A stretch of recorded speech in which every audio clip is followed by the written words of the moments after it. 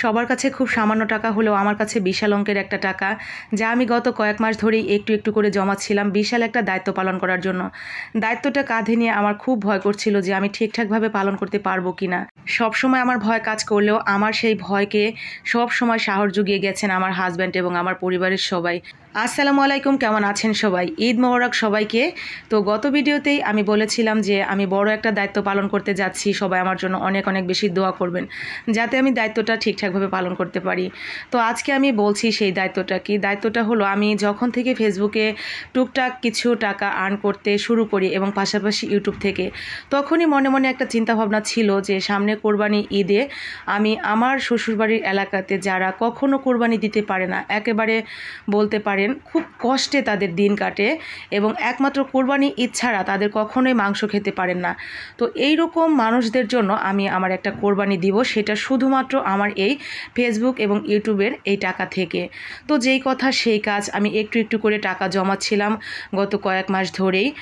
একটু একটু করে টাকা জমাতে জমাতে আমি একটা গরু কেনা যায়, খুব বেশি বড় না, মাঝারি সাইজের বা বলতে পারেন একেবারে ছোটই।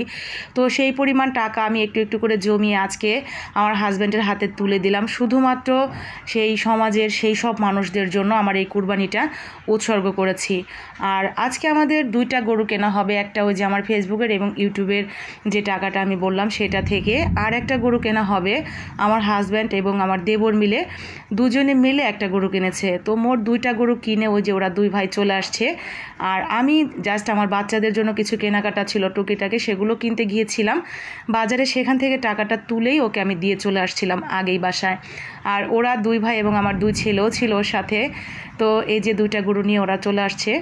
প্রতি বছর কোরবানি দেওয়া হলেও এবারের কোরবানিটা আমার কাছে অনেক বেশি স্পেশাল, কারণ প্রতি বছর যখনই আমি কোরবানি দিতে দেশে আসতাম তখন দেখা যেত কোরবানির যে আপনার সমাজের যে একটা ভাগ দিতে হয়, সেই ভাগটার পরে যে মাংসটা থাকে আত্মীয় স্বজন সবাইকে দিয়ে খুবই অল্প পরিমাণে একটা মাংস থাকতো। বাসায় যখন আশেপাশের অনেক লোক আপনার মাংস চাইতে আসতো, ওই খুবই অল্প পরিমাণে তাদেরকে দেওয়া হতো এবং সমাজের যে ভাগটা তারা পায় সেটাও খুবই কম।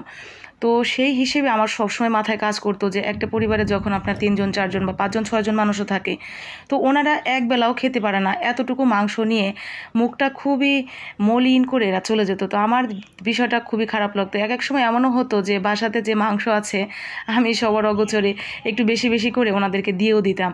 তো যাই হোক, আমার তখন থেকেই মাথার ভিতরে এই প্ল্যানটা ছিল যে আল্লাহ তাআলা যদি আমাকে কখনো তৌফিক দান করেন, আমি এই মানুষদের জন্য আলাদা করে কোরবানি দিব। তো আমি এই বছরে খুব ছোট্ট করে হলেও যদি শুরুটা করেছি, আশা করছি সামনের দিকে যদি আপনারা আমার পাশে থাকেন এবং আল্লাহ তাআলা চায় আমি এই মানুষগুলোর জন্য আরও অনেক বেশি কিছু করতে পারবো। আপনারা সবসময় আমার জন্য দোয়া করবেন। আমার কেন যেন সব সময় এই খেটে খাওয়া মানুষদের প্রতি আলাদাই একটা ভালোবাসা কাজ করে। হয়তো আমার বাবাও এই খেটে খাওয়া মানুষ ছিলেন, সেখান থেকে যখনই আমি বয়স্ক কোনো মানুষ বা আমার বাবার সমতুল্য কোনো মানুষ দেখি, আমার এতটা বেশি বাবার কথা মনে পড়ে যে আমার বাবা থাকলে হয়তো আমি আমার বাবার জন্য অনেক কিছু করতাম। যেহেতু আমার বাবা এখন নেই, আমার সেই বাবার জন্য আমি যা যা করতাম সেই কাজগুলো আমার বাবার বয়সী যারা আছে আমি তাদের জন্য করব। আজকে আমার আশেপাশে আমার বাবার মতো অনেকে থাকলেও আমার চোখ দুটো শুধুমাত্র খুঁজছিল আমার বাবাকে। আজকে হয়তো আমার বাবা বেঁচে থাকলে অনেকটা বেশি খুশি হতেন যে আমার পাগল ছাগল সেই ছোট্ট মেয়েটা আজকে অনেকটা বড় হয়ে গেছে, অনেকগুলো বাবার মুখে আজকে আমি হাসি ফোটাতে পেরেছি। তো এটা ভেবে ভালো লাগছে যে আমার বাবা যেখানেই আছেন হয়তো আমাকে দেখছেন, আমার জন্য দোয়া করছেন এবং তার দোয়াতেই হয়তো আজকে যতটুকু সফল হতে পেরেছি আমার বাবার জন্যই। তো আমার বাবার জন্য সবাই দোয়া করবেন যারা যারা আজকে আমার এই ভিডিওটা দেখছেন। আমার বাবা যেখানেই থাকুক ভালো থাকুক এবং আল্লাহ তাআলা তাকে ব্যস্ত নসিব করুক।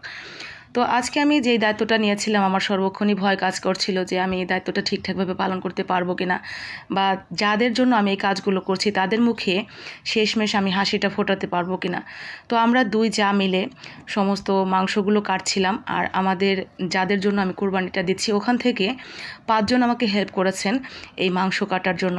তো ওনারা সবসময় আমার সাথেই ছিলেন, আর জবাই থেকে শুরু করে আপনার মাংস কাটা এবং মাংস ভাগ করা পর্যন্ত একদম শেষ পর্যন্ত এই 5 জন মানুষ ছিলেন। 5 জনের মধ্যে আমার 2 জন আপনার সম্পর্কে ভাই লাগে আর চাচা লাগে। বাকিরা। তো আমি এখানে মাংসের যত যা ছিল একেবারে মাথা থেকে শুরু করে কলিজা, হাড় গোড় সব কিছু কেটে একেবারে সব কিছু মিক্সড করে ফেলেছি। কারণ আমি চাইছিলাম প্রত্যেকের ভাগেই একইভাবে পড়ে যাক, একেবারে কোনো কম বেশি না থাক। আর এখান থেকে একেবারে এক টুকরো মাংস বাসার ভেতরে যায়নি, আমি নিতে দেইনি। আর পুরো মাংসটাকেই আমরা 3 ভাগ করেছি এবং 3 ভাগ করে 2 ভাগ আমি টোটালি এই দিকের যে মানুষগুলো ছিল, আমি যাদের উদ্দেশ্যে কোরবানিটা দিয়েছি তাদেরকে ঠিক এইভাবে পলিতে ভরে ভরে বাসায় বাসায় পৌঁছে দেওয়া হয়েছে। আর যারা এখানে ছিল তারা তাদেরটা নিয়ে গেছে। আর বাকি যা ছিল আশেপাশের যারা এরপরেও আসছে তাদেরকে আমি দিয়ে দিছি। আর আমার শ্বশুর একবার মাংস রান্না করে খেতে পারে অতটুকু মাংস তাকে দেওয়া হয়েছে। আর বাকি যা ছিল আমার বাসার আশেপাশে যারা আছে তাদের জন্য আমি একটু একটু করে নিয়ে গেছি। তো এই তো ছিল আজকে আমার এই ভিডিওটা।